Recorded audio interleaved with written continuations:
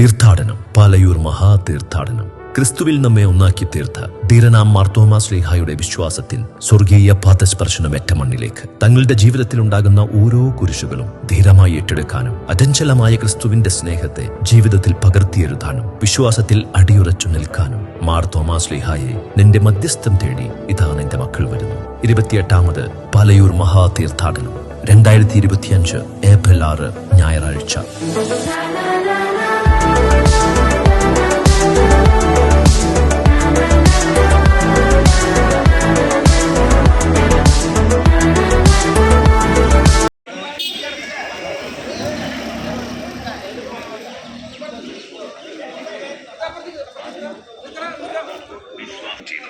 കേരളത്തിന്റെ പുണ്യഭൂമിയിൽ സുവിശേഷം പാലയൂരിൽ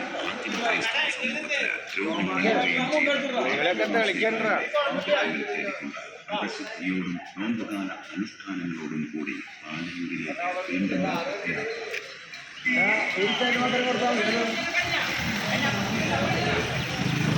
ചൂടിനെ പ്രണവൽക്കരിച്ചുകൊണ്ട് ഉള്ളിൽ കത്തുന്ന വിശ്വാസ കനലുമായി തളരാത്ത വീര്യത്തോടെ ഒരു കൈയിൽ കുരിശും മറുകൈയിൽ ജപമാലയും ചുണ്ടിൽ ദൈവസ്തുതികളോടും കൂടി തൃശൂർ അതിരൂപതയുടെ ഭക്തജന സഹസ്രങ്ങൾ കടന്നുവരുന്നു. അതിരൂപത മെത്രാപ്പൊലീത്ത മാർ ആൻഡ്രൂസ് താഴത്ത്, ലൂർദ് കത്തീഡ്രൽ വികാരി റവറന്റ് ഫാദർ ജോസ് വല്ലൂരാന് പേപ്പൽ പതാക കൈമാറിക്കൊണ്ട് പദയാത്രകളുടെ ഉദ്ഘാടനം നിർവഹിച്ചു. ലൂർദ് കത്തീഡ്രലിൽ നിന്നുള്ള മുഖ്യ പദയാത്രയും കൊട്ടേക്കാട് മേഖല, ചേലക്കര എരുമപ്പെട്ടി മേഖല, ചാവക്കാട് കടപ്പുറം മേഖല, വടക്കാഞ്ചേരി മേഖല, നിർമ്മലപുരം മേഖല, മറ്റം മേഖല, വേലൂർ മേഖല, കണ്ടശ്ശാംകടവ് മേഖല, പഴുവിൽ മേഖല, വലപ്പാട് തീരദേശ മേഖല എന്നിവിടങ്ങളിൽ നിന്നുള്ള പദയാത്രകളും പാലയൂരിൽ സംഗമിക്കുന്നു.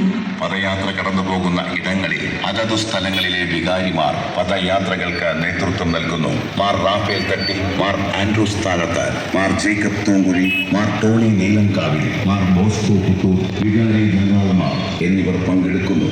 പാലയൂരിലെ